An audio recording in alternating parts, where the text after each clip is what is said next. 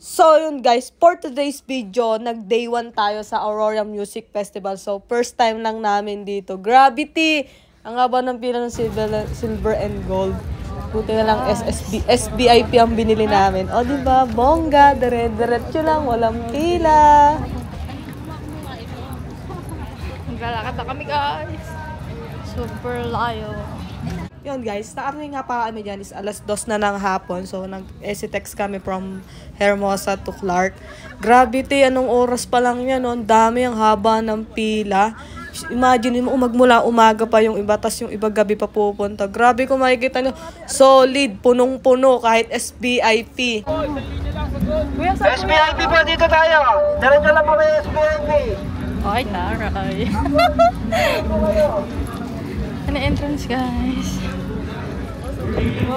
SBIP ako pagdating ko. Ay, tanginagat lang pala. Nandun ka na sa tulog na. Airport pa po toilet. Super nagkakapagod. So, ihi muna tayo?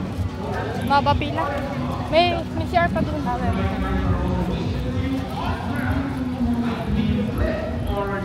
Guys. Yan na. On the way na kami guys. Mag-CR lang. Maulan. Maulan na. Best. Ngayon guys, malapit na tayo sa entrance ng SBIP. So, huwag nyo palang kakalimutan yung printed ticket nyo kasi yun yung hinahanap bago ka pumasok din sa loob. Then guys, kung may baon nga pala yung bote dyan, dapat 22 ounce lang. Then wala dapat naman na tubig. May libre na mga refillan dun sa loob. So, kaso mahaba yung pila. Then yung tubig guys, yung mga gastusin dyan, grabe ang mamahal talaga. Talagang dinoble yung mga presyo. Kasi like yung isang bottle is 50 pesos na. So, ang ano ko lang din guys, magbaon kayo ng sobrang lakas na katawan.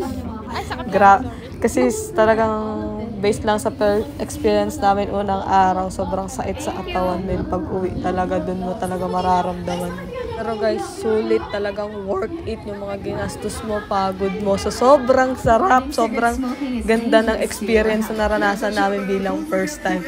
So I hope next year sana meron pang pagkakataon na makabalik.